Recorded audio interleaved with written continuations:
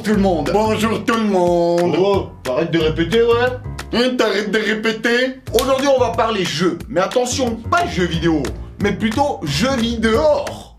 Eh ouais, il y a du texte. Où la seule batterie qui se déchargeait avant de rentrer, c'était toi. Vous vous rappelez de toute l'énergie qu'on dépensait dans une cour de récré? Ou juste en bas de chez nous? Vu que tout le monde est encore en vacances là, et en général avec le confinement on passe beaucoup de temps à la maison, du coup je me suis dit, c'est le bon moment pour revoir et découvrir quelques jeux d'extérieur. Déjà dans les commentaires, dis-moi c'est quoi le jeu que tu as le plus pratiqué à la récré. Et on va refaire le système des points. C'est-à-dire à chaque fois que vous voyez un jeu auquel tu as déjà joué, bah t'as plus 1 et à la fin de la vidéo tu mets ton score final. Et dites-moi maintenant, est-ce que vous êtes prêts à retrouver la nostalgie de l'école primaire?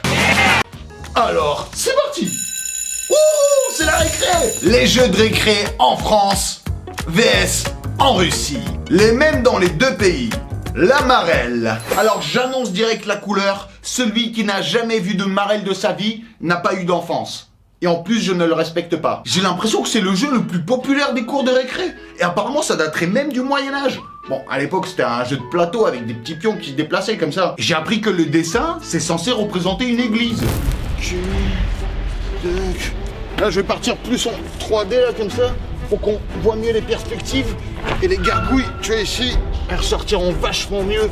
Non mais vous vous rappelez, au collège, en cours d'histoire, on a vu des plans d'église de dessus. Bah c'est ça, tu vois, avec le croisement transept et le cœur et tout. Bah c'est ça qui a servi de base pour les marelles. Sauf pour cette variante de la marelle.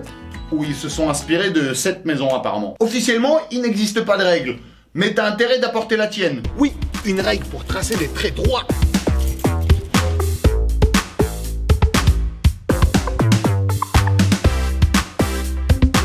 Oui, parce que depuis le Moyen-Âge, le jeu s'est un peu agrandi. Il faut le tracer par terre maintenant. Et les pions, en fait, c'est devenu nous. Un peu comme dans Harry Potter.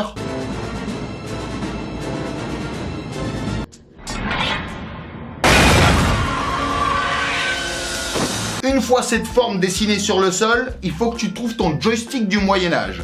Un caillou.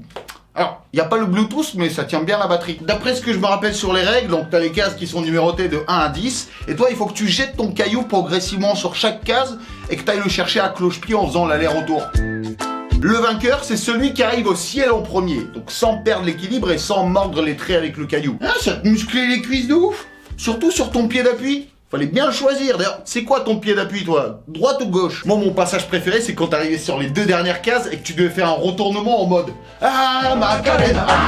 Je me rappelle qu'il y a 2 ans, à Nantes, ils ont fait la marelle la plus longue du monde.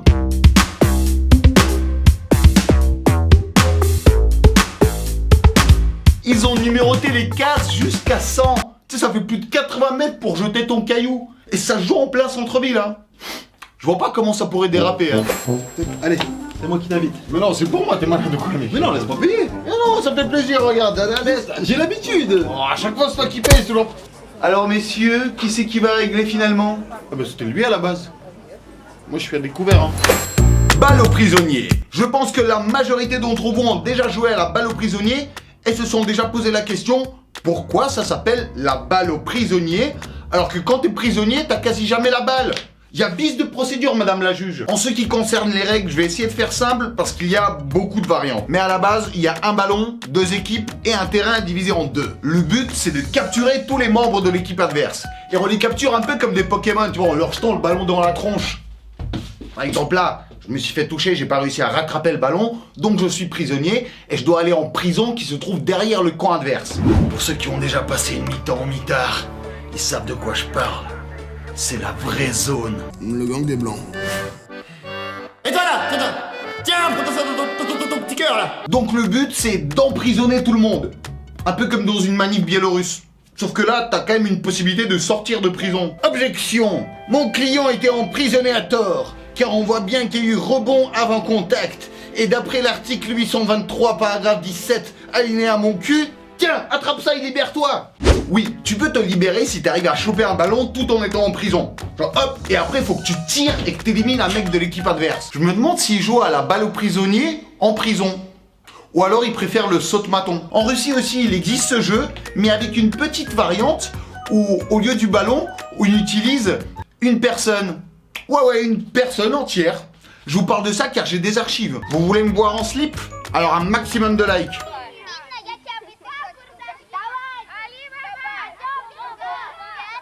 Pareil, il y a 2 équipes, sauf que les gens sont alignés et se tiennent par la main. C'est de sorte à former 2 chaînes humaines comme ça. Et après, on choisit un membre de son équipe pour aller éclater la chaîne de l'équipe adverse.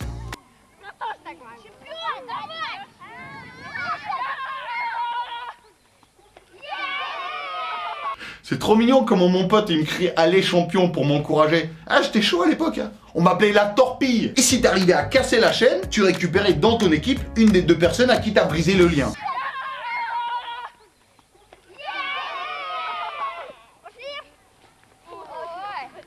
Super comme morale pour les gosses. Peut-être ça veut dire que si tu brises un couple, bah, tu peux au moins repartir avec un des 2. Moi je vous jure, une fois sans faire exprès, j'ai séparé un couple comme ça. Ça fait 3 ans que je suis marié avec la meuf.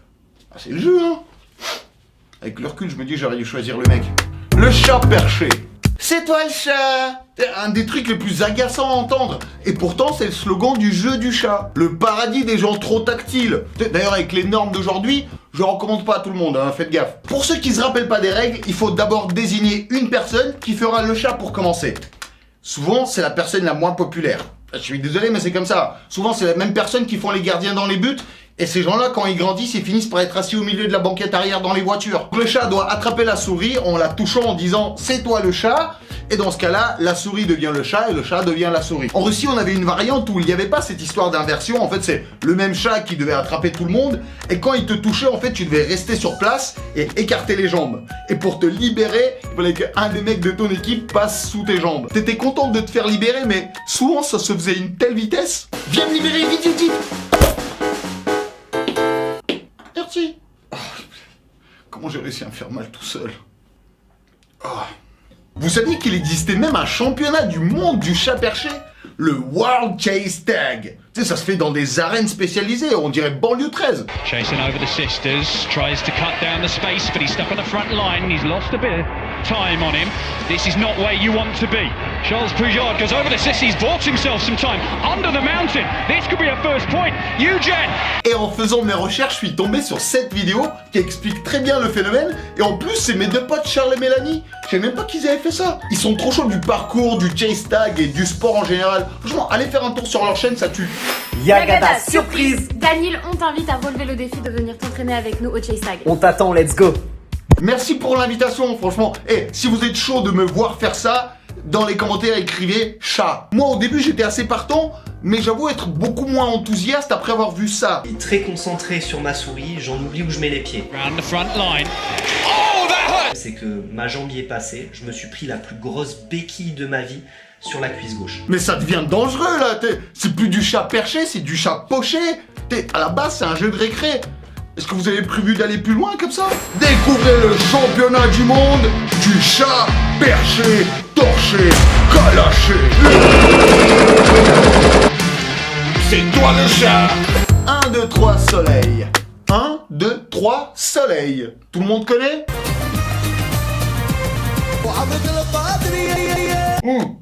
Mais non, tu t'es fait avoir. Pas l'album de Rai, mais non, lui ça s'écrit avec un S. Oui, c'est 3 soleils. Et c'est marrant, c'est soit les mecs qui sont super mégalos, on est tellement brillants qu'on dirait 1, 2 et 3 soleils. Ou alors ils ont vu les 3 soleils de Moscou.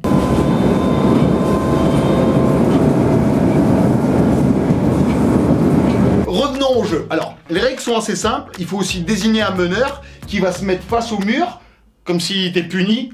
C'est le meneur le moins respecté du monde. Et les autres joueurs qu'on va appeler bougeurs, bah ils vont se mettre derrière lui à une certaine distance. Pendant qu'il compte 1, 2, 3, les bougeurs, ils ont le droit de bouger. On va bouger, bouger. Enfin, surtout, ils ont le droit de se déplacer. Et quand il termine sa phrase par soleil, il se retourne brusquement et tous les bougeurs doivent s'immobiliser. Et s'il y en a un qui bouge, il est éliminé. Sur la film la marionnette qui bouge le couche.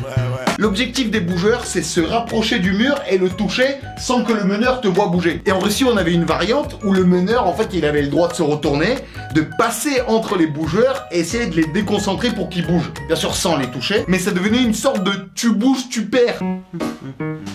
Bouh! Oh, regarde, il y a 5 roubles par terre. Ok, t'es fort. Mais je sais comment gagner à 1, 2, 3 soleils. Hein? Exclusivité russe. Mir, la je vais vous parler d'un jeu qui est vraiment super populaire, mais un poil dangereux. C'est pour ça que ça m'étonnerait qu'on vous laisse y jouer à la récré. Mais peut-être en bas de chez vous, juste. Le jeu s'appelle Mir, et pour y jouer, comme on dit, il valait mieux avoir sa bite et son couteau. Bite, les barres chocolatées, et couteau, des couteaux bonbons. Eh non, je déconne, c'était des vrais couteaux. Mais non, je déconne, c'était des vrais bites. Mais non, je déconne. Il fallait vraiment avoir un vrai couteau pour jouer à ce jeu. C'est pour ça que j'ai dit que ça m'étonnerait qu'on vous laisse y jouer à la récré. Après, en même temps, t'as un couteau. Tu veux qu'on te dise quoi? Eh oh, c'est interdit de jouer avec un couteau, c'est très dangereux. Ouh, ouah. Vous savez quoi? Oubliez ce que je viens de dire. Je vais surestimer la dangerosité. Après le bon jeu.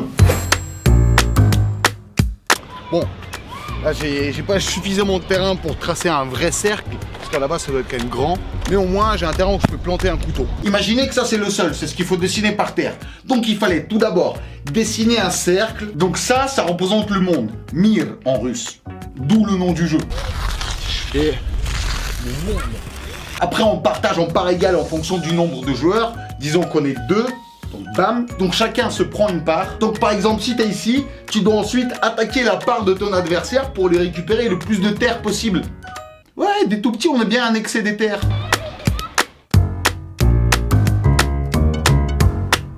Vous voyez la direction de la lame en fait, elle est donnée la direction du trait à tracer. On part comme ça. Donc tu sépares la part de ton adversaire en 2 parties et il a le droit de choisir laquelle il veut garder. Bon, normalement il choisit la plus grande, donc t'effaces la frontière. Et ce territoire devient à toi. Donc ta part s'agrandit et t'as le droit de marcher jusque là. Et une règle très importante. J'aurais dû dégommer la balle. Et donc une règle très importante quand tu traces ton trait, pour pas être trop gourmand dès le début, en fait faut toujours garder les pieds sur ton terrain. Donc par exemple, si je dois tracer un truc qui va jusque là, je suis obligé de sortir de mon terrain, donc je peux pas. Donc là tu vois j'ai pris un morceau un peu plus petit, qui part comme ça, donc je vais essayer de... Ça va être chaud, mais on va essayer de... Disons que ça passe. Je vais vous donner ma petite stratégie secrète. Moi en fait je commençais et j'entourais la part de mon adversaire comme ça. Et du coup j'avais un couloir partout autour ici. Et ensuite je pouvais la découper tout en restant sur mon terrain. Et donc je la charcutais comme ça, jusqu'à ce que je récupère quasi tout. Le jeu s'arrête quand ton adversaire n'arrive plus à tenir debout sur sa petite partie du terrain parce qu'elle est devenue trop petite du coup. Alors il y avait plusieurs façons de lancer le couteau. Ah, t'as eu peur hein? Soit il fallait le tenir par la lame et absolument faire un tour avant de le planter. Après, il y avait la version épaule où le couteau devait partir de ton épaule comme ça. Et sur le même principe, bien sûr, il y avait la technique poignet où ton couteau devait partir de ton poignet. Il y avait aussi des variantes où il fallait planter ton couteau dans un tank dessiné sur le sol ou alors dans un arbre. Mais le plus important, c'était le couteau. Ah ouais, on t'apprend à manier une arme blanche dès tout petit. Par contre, ça demande beaucoup d'entraînement. Et beaucoup de couteaux de cuisine. Je crois qu'on peut remercier Danil d'avoir mis les couverts. Bon allez, qui veut de la pizza? Comestible, pas comestible. Le dernier jeu dont on va parler s'appelle Comestible, pas comestible. Un peu comme quand j'ai cuisiné pour la première fois de ma vie. Je vous recommande vraiment, c'est très cool comme jeu, très simple à jouer, c'est marrant en plus, et vous pouvez le faire dès tout de suite. Il faut lancer un ballon à quelqu'un, enfin un ballon ou un autre objet, hein. Mais le plus important c'est de lancer quelque chose en prononçant un mot. Genre par exemple, joint de culasse. Si le mot est comestible, tu dois attraper le ballon. Framboise. Si le mot n'est pas comestible, tu dois rejeter le ballon, sinon ça voudrait dire que tu manges ça. Caca. Ah. Quoi non? Tu manges du caca. J'ai entendu coca moi. Je comprends mieux pourquoi tu pues de la gueule hein. Oui, il faut pas avoir des habitudes alimentaires bizarres ou se les inventer pour gagner. Pistache. Nutella. Citrouille. Bah tu joues pas. Ah si. Mais je fais le ramadan. Du coup. Ce genre de vidéo commence à me donner trop envie de retomber en enfance. Pas vous? Si toute notre vie on pouvait jouer et apprendre en s'amusant, je vous jure j'aurais un doctorat en récréation. Déjà pour un enfant c'est essentiel. Parce que hormis le développement moteur et sensoriel, les jeux ça permet de développer plein d'autres habilités comme par exemple l'intellect, la sociabilité et puis la compréhension du monde. Bon. Après, c'est pas en jouant à la corde sautée que tu vas comprendre les surprimes, mais t'as compris. Au moins comprendre l'humain, ses émotions, ses envies. On dirait qu'il y a des grands, ils ont pas assez joué quand ils étaient petits. Donc un conseil mes amis, ce week-end, une petite marelle et ça repart de plus belle. Dans les commentaires, n'oubliez pas de marquer votre score final. Moi c'est 6 sur 6 mon pote. Ah oui, c'est moi qui ai écrit la vidéo, je les connaissais tous. Et aussi dis-moi c'est auquel des jeux que t'as le plus joué et les variantes que tu connais. Parce que ça, il y en a plein. Et je vous rappelle que je suis là pendant 1 heure après la sortie de la vidéo pour lire tout ça et vous répondre.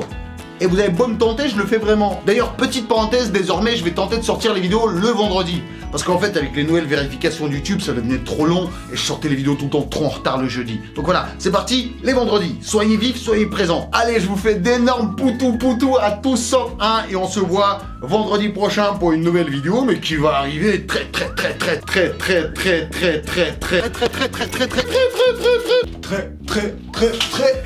très bientôt.